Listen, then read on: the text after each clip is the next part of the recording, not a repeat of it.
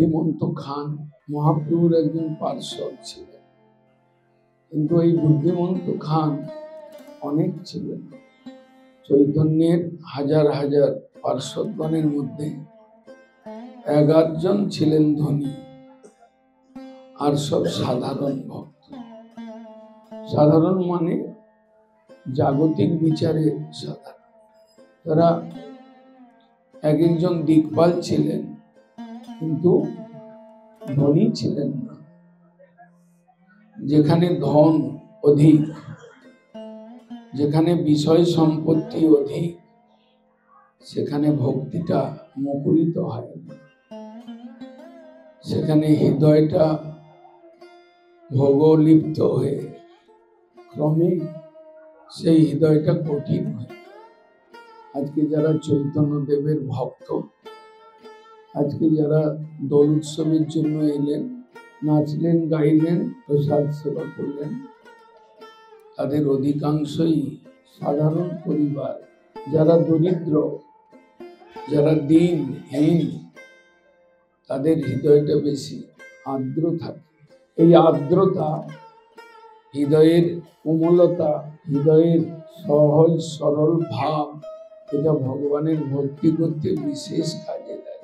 মহাপ্রভু তিনি স্বয়ং ব্রাহ্মণ কুমার ছিলেন, সাধারণ এক ব্রাহ্মণের ঘরে এসেছে, তাই তার ভক্তগণ সব সাধারণ দরিদ্র নিচু শ্রেণী, কিন্তু প্রাণ রয়েছে। মহাপ্রভু তিনি আচণ্ডালে প্রেম দিলেন, অকাতরে প্রেম বিলালেন, যোগ্য অযোগ্য বিচার করলেন না।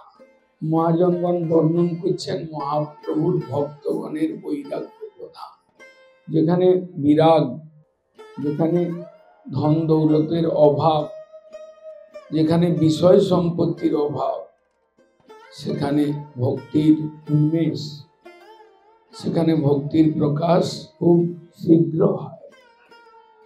তাই এই মর্ত লোকে, যেখানে মৃত্যু সর্বদা পিছনে দৌড়ায়, যেখানে জরা ব্যাধির চাপ রয়েছে, যেখানে অন্ন বস্ত্রের জন্য প্রচুর কষ্ট স্বীকার করবার ব্যবস্থা রয়েছে, সেখানে ভক্তিটা করবার সুবিধা সুযোগ সেখানে বেশি রয়েছে।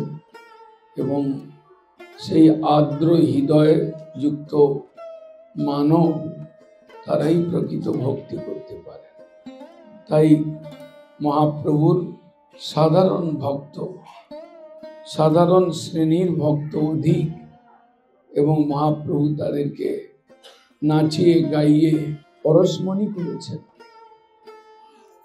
পরশমণির সঙ্গে কি দিব তুলনা রে, পরশ ছোঁয়াইলে হয় সোনা, গৌরাঙ্গেরও গুণে নাচিয়া গাইয়া পরশ হইল।